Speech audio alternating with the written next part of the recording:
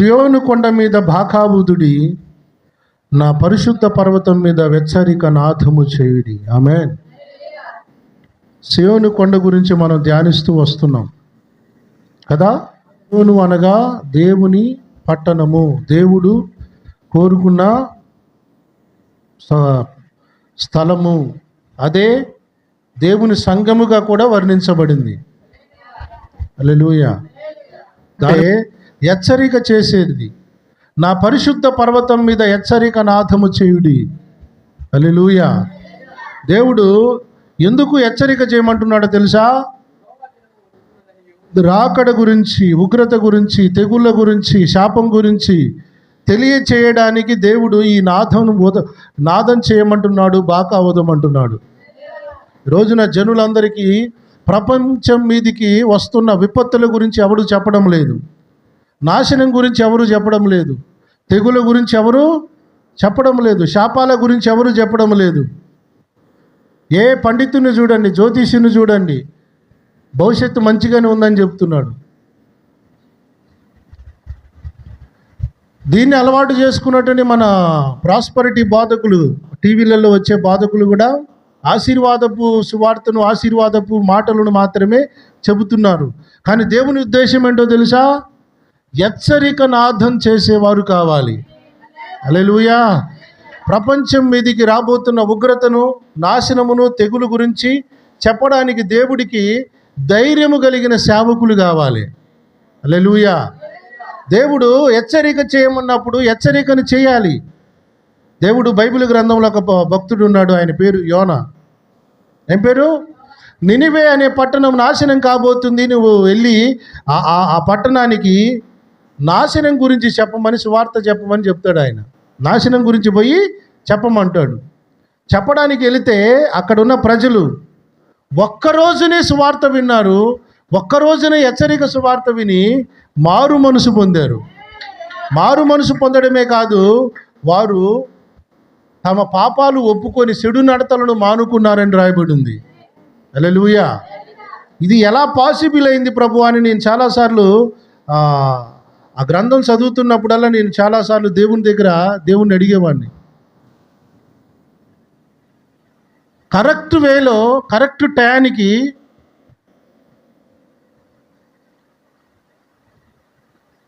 Operation చేయడం ఎలాగో, జబ్బు ఉన్న వ్యక్తికి ఆ కణితి గడ్డలు ముదిరిన టైంలో ఆపరేషన్ చేసి తీస్తే మనిషి ఎలా బ్రతుకుతాడో, కరెక్ట్ టైంలో ప్రజలకు కాక హెచ్చరిక చేసే సేవకులు దొరికితే ప్రజలు ఖచ్చితంగా రక్షించబడతారు. హల్లెలూయా. ఆ టైంలోనే ఆ నినివే పట్టణం అనే పట్టణపు ప్రజల పాపము భయంకరమైన స్థాయికి ఒక లెవెల్కి వచ్చిన తర్వాత దేవుడు ఏం చేశాడు తెలుసా? హెచ్చరిక చేయడానికి నువ్వు వెళ్ళు అని దేవుడు యోనాను పంపించాడు. పొమ్మని చెప్తే యోనా పోడు, వెళ్ళడు. హల్లెలూయా. 4వ వచనంలో యోనా ఆ పట్టణంలో ఒక దిన ప్రయాణం అంత దూరము సంచరించుచు, ఇక 40 దినములకు నినివే పట్టణము నాశనమగును అని ప్రకటన చేయగా, ఏమవుతుందని ప్రకటన చేశాడు? లేదు, ఈ సంవత్సరమున మీ పట్టణంలోనికి 4-5 విదేశీ పెట్టుబడులతో కూడిన ప్రాజెక్టులు రాబోతున్నాయి అని చెప్తే జనాలందరూ ఏమవుతారు?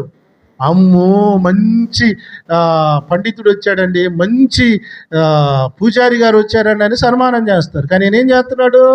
నాశనం అవుతుంది, 40 రోజులకి నాశనం అవుతుంది అని ప్రకటన చేశారండి. ఒకటే ప్రకటన. ఆ ప్రకటన చేయగానే ఏమయ్యారో చూడండి. ఆ పట్టణంలో ఉన్నవారు దేవుని యందు విశ్వాసం ఉంచి, ఆమేన్ చెప్పండి, ఉపవాస దినమును సాటించి, గనులేమి అల్పులేమి అందరూ గోనె పట్ట కట్టుకొనిరి. ఏంటి ఇంత ఒక ప్రసంగానికి ఇంతమందికి? ఆ పట్టణంలో 1,20,000 మంది ఉన్నారట. 1,20,000 మంది ఒకే రోజున దేవుని నమ్ముకున్నారు, ఒకే రోజున ఉపవాసం ఉన్నారు, ఒకే రోజున గోనె పట్ట కట్టుకున్నారట, బూడిదలో కూర్చున్నారట. How is possible? ఎలా సాధ్యం ఇది? హెచ్చరికలు వింటున్నారు సార్, రాకడ వస్తుంది, తెగుళ్ళు వస్తాయి, రోగాలు వస్తాయి, సస్తారు, యుద్ధాలు వచ్చి భూకంపాలు వచ్చి సస్తారని ఎన్ని ప్రసంగాలైనా బాప్తిస్మాలు తీసుకోవట్లేదు, రక్షణ పొందట్లేదు మనుషులు కదా. ఇంకేముందిలే, పెళ్ళికి తీసుకుందాంలే, మళ్ళా జనవరిలో తీసుకుందాంలే, పెళ్ళికి తీసుకుందాము. మరి ఈలోగా చేస్తే ఈలోగా గుండె జబ్బు వచ్చి గుండె డక్ కొట్టుకొని చేస్తే, ఈలోగా లారీ వచ్చి గుద్దుకుంటే, పిడికొచ్చి చేస్తే ఎవరికైనా హెచ్చరికలు పడుతున్నాయా?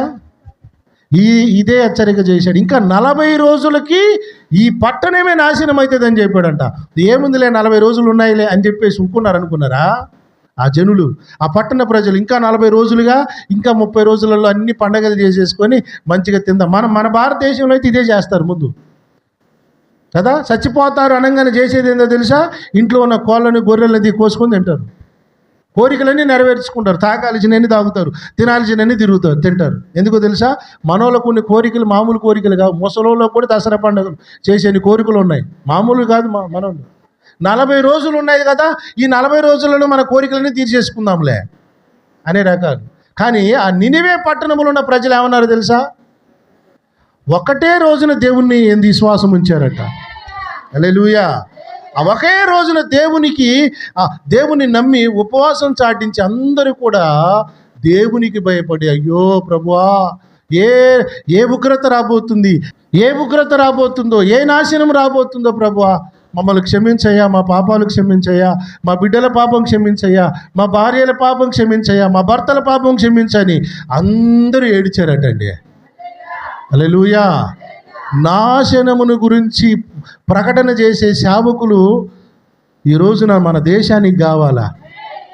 మన దేశంలో ఈ రోజున లాలిపాటలు పాడే బోధకులు ఉన్నారు, కానీ హెచ్చరించే బోధలు చేసే సేవకులు లేరు. హెచ్చరిక చేసేటోడి దగ్గరికి జనం పోరు, హెచ్చరికలు చేసేటోని శత్రువులుగా చేస్తారు. ఆమోసు గ్రంథంలో ఒక మాట రాయబడి ఉంది, గుమ్మములలో నిలుచొని హెచ్చరికలు చేసేవాడి మీదనట పగబడతారట. పగలు బట్టి ప్రతీకారం అంటే ద్వేషాన్ని పెంచుకుంటారట హెచ్చరించేవాడిని. మీరు కూడా చూడండి, మంచి చెప్పేటోని చూడండి, మంచి మాటలు చెప్పేటోనికి శత్రువులు ఎక్కువ ఉంటారు, అవునా కదా. ఇప్పుడు దేవుడు ఈ 2024 కాదు, గత 2020 నుంచి కూడా నాకు ఇచ్చిన పరిచర్య ఏంటో తెలుసా? హెచ్చరిక చేయు పరిచర్య. హల్లెలూయా. ఈ హెచ్చరిక పరిచర్య సంఘాలకు, 2 అన్యులకు. రాకడ గురించి ఎన్ని ప్రసంగాలు విన్నామండి మనం, ఎన్ని ఉపదేశ హెచ్చరికల గురించి విన్నాం మనం. భయంకరమైనటువంటి తీర్పుల గురించి నేను మీకు ఎన్ని ఉపదేశాలు చేశాను కదా. నేను బాగా గమనిస్తున్నాను.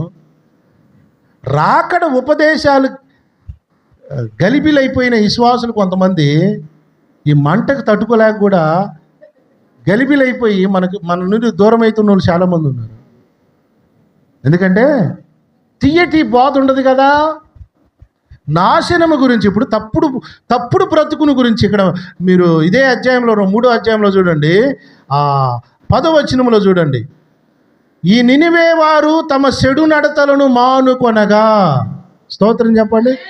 అంటే యోనా గారు ప్రకటన చేస్తే ఏం చేశారు? చెడుతనాలు మార్చుకున్నారట, చెడు నడతలు మానుకున్నారట. హల్లెలూయా. ఇప్పుడు చెడు నడతలు నడుచుకునేవాడికి యోనా లాంటి భక్తులు శత్రువులుగా కనబడతారు. వామ్మో, లేదు, మా కోసమే మా దైవజనుడు ఈ మాటలు చెబుతున్నాడు, హెచ్చరికలు వింటే మేమే బాగుపడతాం అనుకున్న వాళ్ళు ఏం చేశారు? అమ్మో అని అంటేనే మానిపోయారట. హల్లెలూయా. మారిపోయారు. చెడు నడతలు నడిచేవాడు మానుకుంటే దేవుడు అనుకున్నాడట, వారు చేయుచున్న క్రియలను దేవుడు చూసి, దేవుడు అంటే మానిన క్రియలను కూడా దేవుడు చూస్తాడట. చెడు నడతలు మానడమే కాదు, మాని మంచి పనులు ఏం చేస్తున్నారని కూడా చూశాడట దేవుడు. అనుకొని చూసి పశ్చాత్తాప్తుడై వారికి చేయుదునని తాను మాట ఇచ్చిన కీడు చేయక మానెను. మంచి నడతలు, మంచి జీవితం జీవిస్తే దేవుడు కూడా తన మనసు మార్చుకుంటాడు. చెడు నడతలు నడితే ఉగ్రత వస్తుంది, నాశనం అవుతారనే ఆ శిక్షను ఖచ్చితంగా వాళ్ళ మీద, సొదొమ గొమొర్రా మీద తీసుకొచ్చింది ఏంటి? ఆ శిక్ష కాదా? ఒకవేళ నేను ఒక సేవకుడిగా నేను ఈ ఈ యోనా గ్రంథాన్ని కొన్ని వందల సార్లు చదివానండి. కొన్ని వందల సార్లు చదివాను ఈ గ్రంథాన్ని. కొన్ని వందల సార్లు చదివాను. ఒకవేళ ఈ పట్టణ ప్రజలే మారకపోయి ఉంటే మరొక సొదొమ గొమొర్రా పట్టణం అయ్యేది. భయంకరమైనటువంటి ఆ అగ్ని గంధకాలు కురుచునో, లేకపోతే సముద్రం ఒడ్డునే ఉంది అది, ఆ సునామీ వచ్చి చచ్చునో, లేకపోతే భూకంపమే వచ్చి నాశనమగును నాకు తెలియదు. అయితే ప్రజలందరూ అది పసిగట్టి వెంటనే మార్చబడ్డారు. హల్లెలూయా. సముద్రపు ఒడ్డునే ఉంది అది. ఏ శిక్ష, ఎలాంటి ఉగ్రత వస్తుందో తెలియదు. సావంటే భయం ఉన్నోడు దేవునికి వెంటనే మారు మనసు పొందుతాడని. ఈ రోజున మనుషులకి ఎలాగుందో తెలుసా? మేము బ్రతుకుతాములే అనే ధైర్యం ఎక్కువ ఉంది.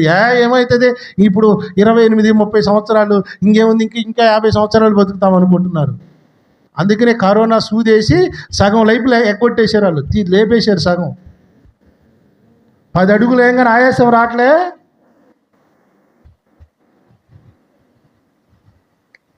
ఈసీజీ మిషన్లు పెట్టుకొని ఒకసారి చెక్ చేసుకోండి. గుండె ఏదో తేడాగా ఉంది అంటారు డాక్టర్లు. ఎస్, బలహీనమైపోయింది మన హార్ట్. దాని కారణం ఏందో తెలుసా? మన ఓవర్ యాక్షన్లు బట్టే ఈ భూమి మీద జనాల్ని తగ్గించాలని ఆ వన్ వరల్డ్ ఆర్డర్లో భాగంగా ఈ కరోనా లాంటి విషప్రయోగాలు చేసి మనుషులను తొందరగా చంపేస్తున్నారు. ఇప్పుడు ఏమనుకుంటున్నారు తెలుసా? మేము ఇంకా బతుకుతామండి, మేము ఇంకా బతికి ఇంకొక 250 సంవత్సరాలు బతికి దేశాన్ని, రాజ్యాన్ని ఉత్తరిద్దురు కానీ. హల్లెలూయా.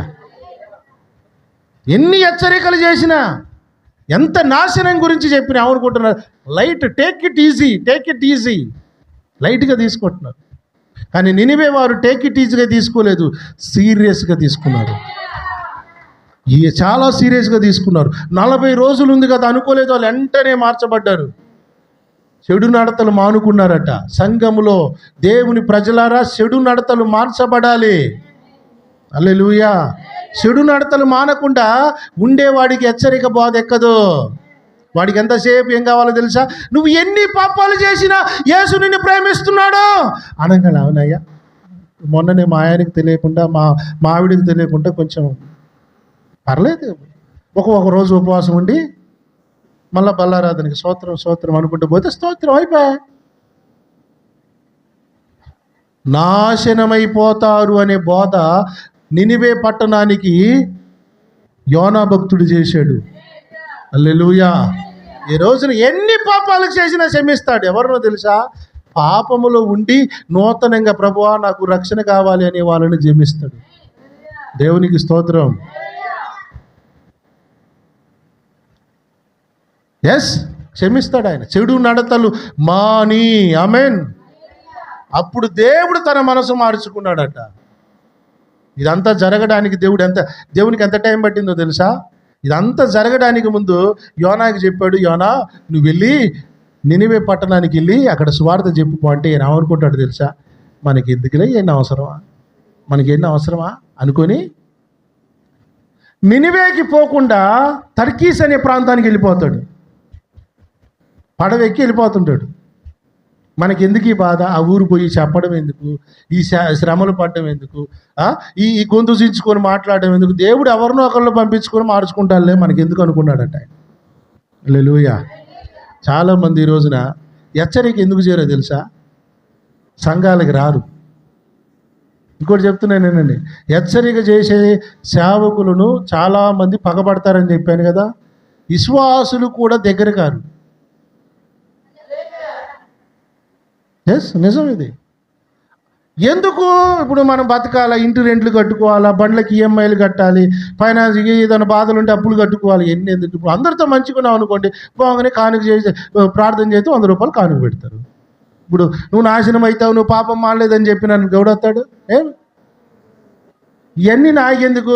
పోయి ఎక్కడ ఏదో ఒక చిన్న ఊరు చూసుకుని ఒక సంఘం కట్టుకొని ఆడపోయి బతికి, దేవుడు నిన్ను ప్రేమిస్తున్నాడు, దేవుడు నిన్ను దీవిస్తాడు, నీ ఇల్లు రేకులు ఇల్లు పోయి డాబా ఇల్లు వస్తుంది, నీ మెడలో తులం బంగారం 5 తులాల బంగారం వస్తుంది అని చెప్తే జనాలందరూ వస్తారు అనుకొని ఆ పట్టణానికి వేరే ఊరికి పోతున్నాడట మనోడు. హల్లెలూయా.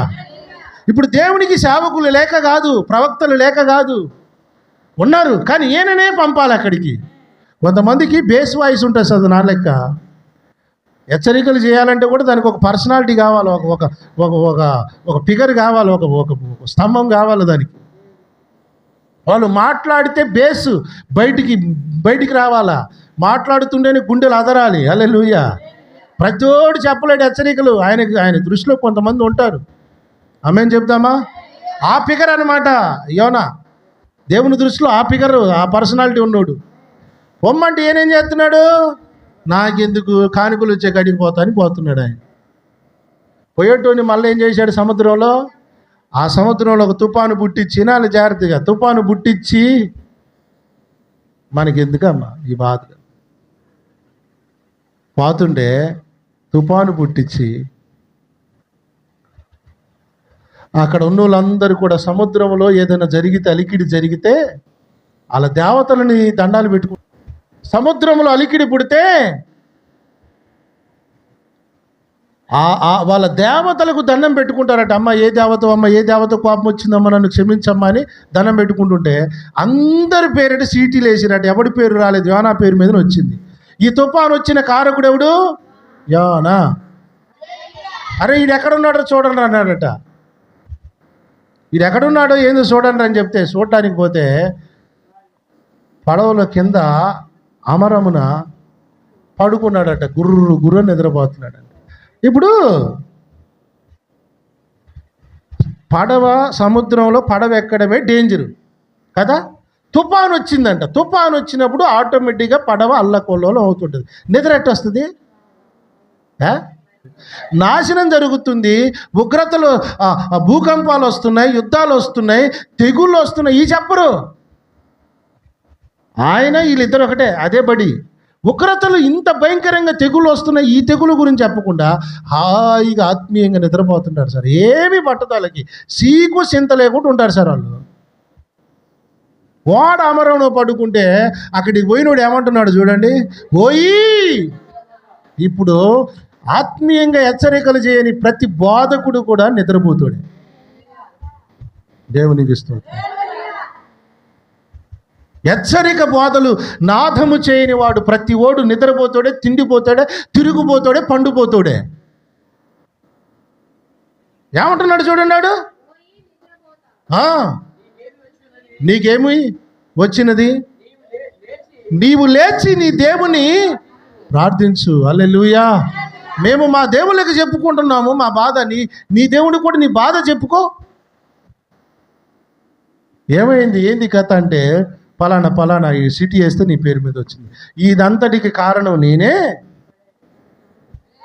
దీనంతటికి కారణం నన్ను కాలు చేతులు బట్టి అలబడేయండి, దరిద్రం పోద్దన్నాడు. హల్లెలూయా.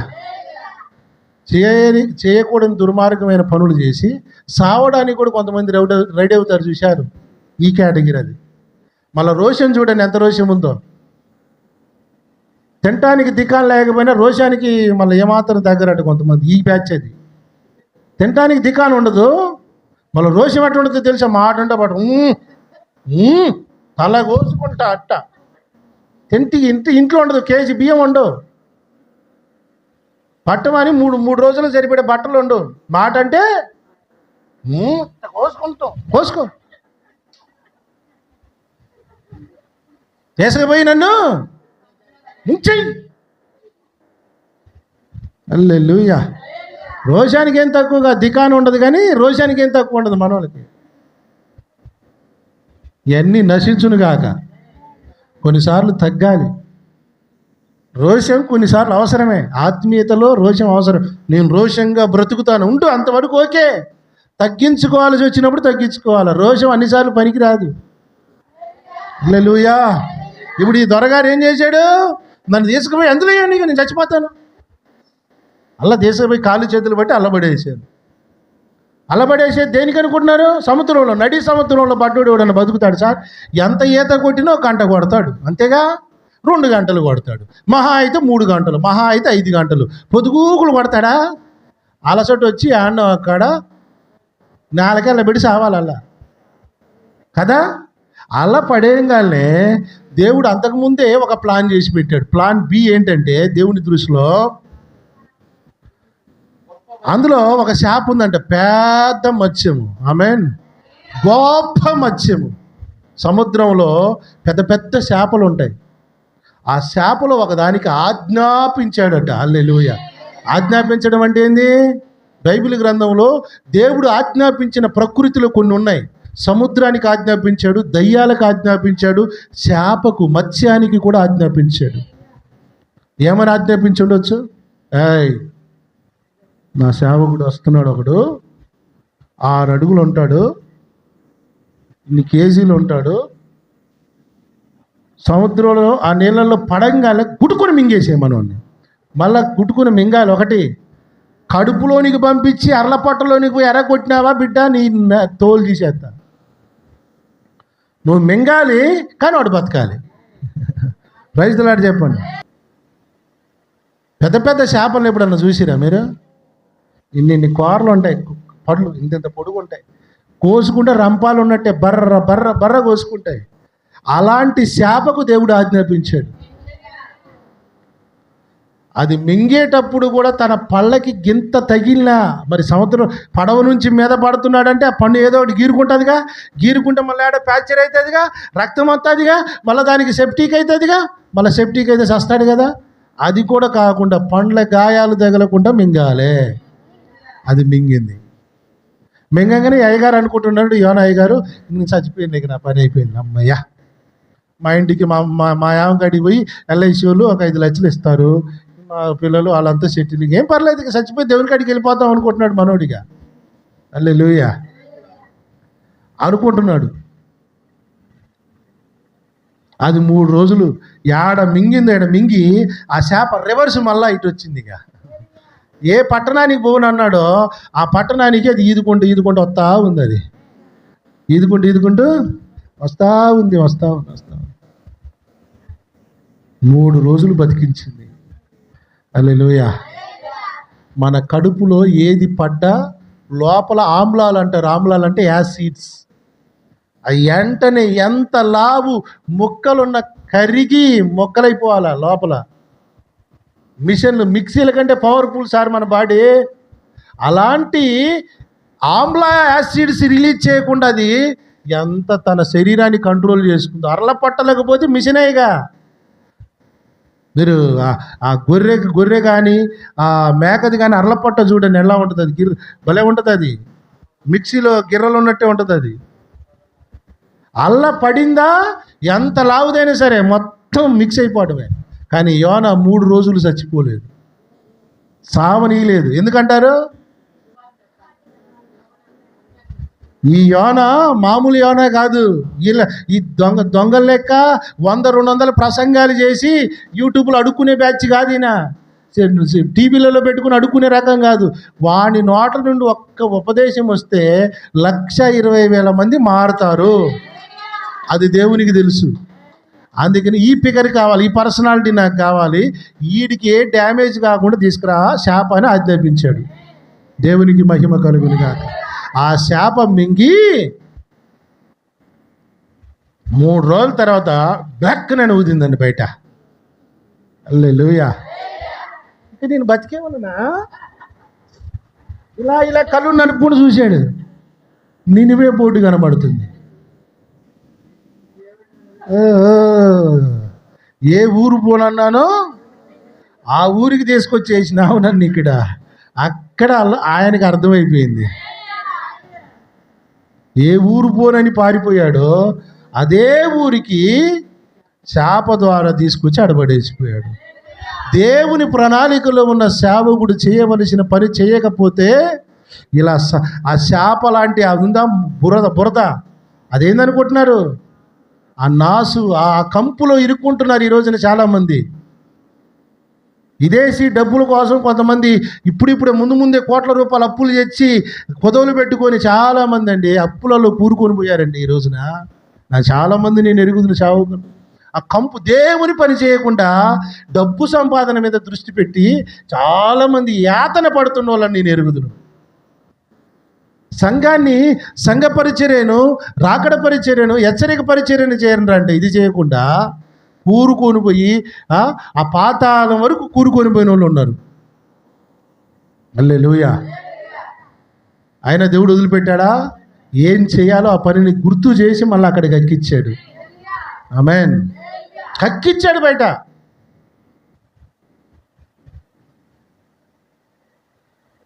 అక్కడ లేచి స్నానం చేసి సముద్రంలో ఊరు పోయి ఆ నినివే పట్టణ ప్రజలందరికీ నాశనం రాబోతుంది 40 రోజుల తర్వాత అని సువార్త చెప్పాడు. హెచ్చరిక సువార్త నాదం చేశాడు.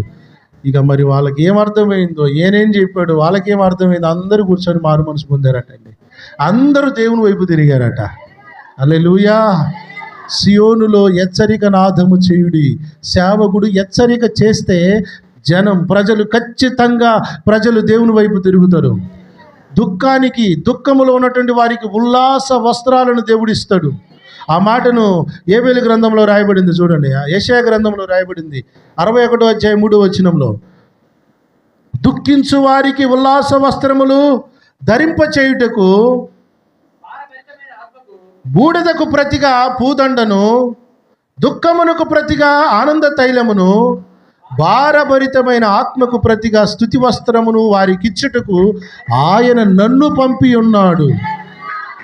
దేవుడు సేవకులను పంపేది దేనికో తెలుసా? దీనికే. దుఃఖములో ఉన్న వాళ్ళకి ఉల్లాసమైన వస్త్రాలు ఇవ్వడానికి. ఉల్లాసము పైకి కనిపించేదా, మనసుకు సంబంధించిందా? మనసులో దేవుని వాక్యం వింటుంటే కొంతమందికి ఉల్లాసం కలుగుతుంది. ఆహా, ఈ వాక్యము నా కొరకే, ఈ మాటలు నా కొరకే. ఆ హృదయంలో ఎంత సంతోషం ఉంటుంది సార్. సేవకులు మాట్లాడుతుంటే విశ్వాసుల హృదయాలు ఉల్లాసంతో ఉప్పొంగాలి, ఉజ్జీవపరచబడాలి. చూడండి, బూడిదకు ప్రతిగా పూదండను. ఆమేన్. ఈ బూడిదను నినివే పట్టణ ప్రజలందరూ కూడా నాశనం అవుతుందంటే ఏం చేశారు? బూడిదలో కూర్చున్నారు. ఇక మీరు బూడిదలో కూర్చోవాల్సిన పని లేదు. ఇప్పుడు మీకు పూలదండ కావాలి. హల్లెలూయా. దుఃఖమునకు ప్రతిగా ఆనంద తైలమును, ఆత్మకు ప్రతిగా స్తుతి వస్త్రమును ఇవ్వడానికి దేవుడు మీకు పంపించాడు. ఆమేన్. సేవకులంగా దేవుడు మమ్మల్ని పంపించింది ఎందుకో తెలుసా? భారభరితమైన ఆత్మకు ప్రతిగా స్తుతి వస్త్రాలను ఇవ్వడానికి మమ్మల్ని పంపించాడు. మన ముఖాలలో డిప్రెషన్ ఉండొద్దు. డిప్రెషన్, ఒత్తిడి, ఆందోళన, చింత, ఈ డిప్రెషన్ ఉండొద్దు మన ఫేసులో. ఎప్పుడు ఏముండాలట? స్తుతి వస్త్రము, ఆనంద తైలము. ఆమేన్. మన ముఖాలలో ఎప్పుడు ఆనందం ఉండాలండి. ఎప్పుడు ఏదో పోయినట్టుగా, ఏదో ఎవడో కొట్టినట్టుగా, ఎవడో తిట్టినట్టు, ఏది దరిద్రం పాడుగా.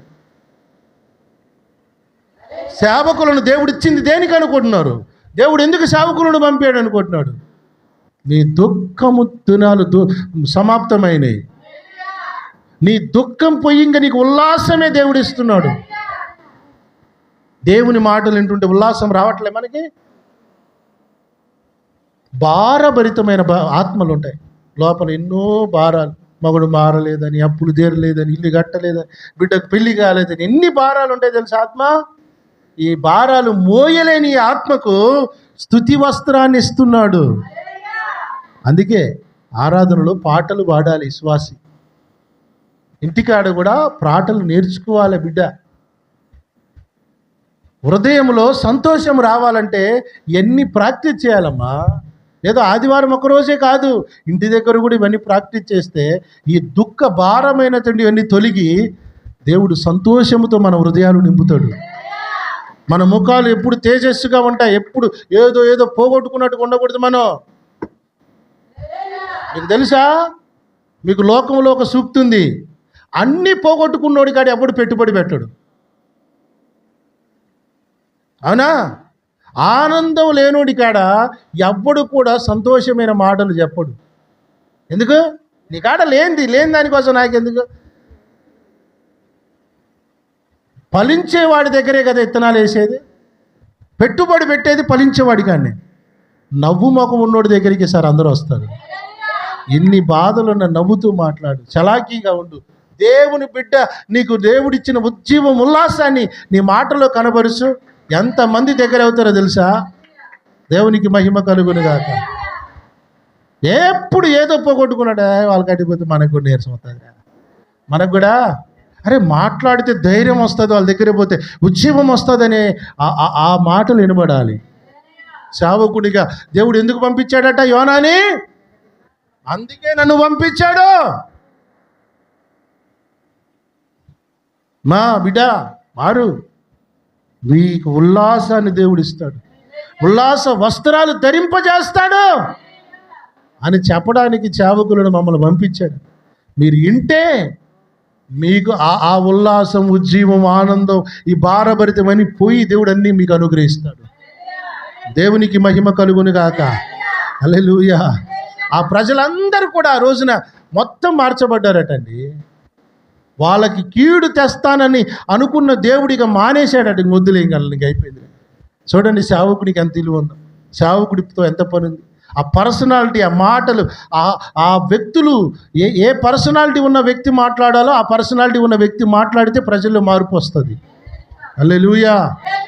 మీ అందరికీ నేను ఒకటి చెప్తున్నాను. బయట నేను చాలా సంఘాలలోనికి ఉపదేశం చేయడానికి వెళ్తే నా దగ్గరికి మీటింగ్ అయిపోయిన తర్వాత సెకండ్ ఇవ్వడానికి కూడా ఎవరు రారు. ఎందుకు తెలుసా? భయపడి. నాకు తెలుసు నేను పోతే చేసే పోతే హెచ్చరిక పోదా. నా పర్సనాలిటీ కూడా ఎలా ఉంటుందంటే పోలీసు రేంజ్లో ఉంటుంది నా పర్సనాలిటీ. ఎవరు కూడా నాతో మాట్లాడడానికి కూడా భయపడతారు మ్యాక్సిమం. చూడండి ఆ మాట చూడండి. యెహోవా తన్ను మహిమపరుచుకున్నట్లు నీతి అను మస్తకి వృక్షములనియు యెహోవా నాటిన చెట్లనియు వారికి పేరు పెట్టబడును. ఈ మాటలు ఎవరన్నా ధ్యానించంగా ఎవరన్నా విన్నారా మీరు? ఎవరు చెప్పరు. ఈ మాటలన్నీ చాలా హార్డ్ వెయిట్, జోలికి ఎవరు పోరు. హల్లెలూయా. దేవుడట తన్ను మహిమపరుచుకున్నట్లు నీతి అను మస్తకి వృక్షములనియు యెహోవా నాటిన చెట్లనియు వారికి పేర్లు పెట్టబడును. మనకి పేర్లు పెడుతున్నాడు. మనకు అమ్మ నాన్న అందరూ ఒక పేరు పెట్టారు కదా. బాప్తిసం తర్వాత మీ అందరికి ఒక పేరు ఉందా? ఎందుకు పెట్టాడు అనుకుంటున్నారు? తన్ను మహిమపరుచుకున్నట్లు. ఆమేన్.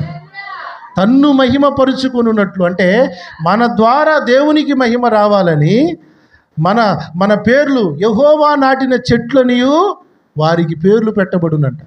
మనందరం కూడా దేవుడు నాటిన చెట్లమండి. సంఘములో నాటుకున్నాడు మనందరినీ. మనం అందరం ఎక్కడెక్కడోళ్ళమో మనందరం అసలు ఒకరికొకరు సంబంధాలు ఉన్నాయండి. మనం ఎవరు అసలు? మనకి అసలు ఎవరికైనా బంధాలు ఉన్నాయా? ఎందుకు? మనందరం ఇక్కడికి వచ్చినామో తెలుసా? మన దుఃఖాన్ని తీసేశాడు, తన సేవకులను మాటల ద్వారా ఉజ్జీవం ఇచ్చాడు, భార హృదయాన్ని తొలగించాడు. మనందరం కూడా ఒక చోట ఉండాలని సంఘములో నాటుకున్నాడు దేవుడు. ఇప్పుడు మనం అందరం ఎవరో తెలుసా? మన రాజు సియోను రారాజు, మనమందరం సియోను పిల్లలము. మన రాజు సియోను రారాజు, మనమందరం సియోను పిల్లలము.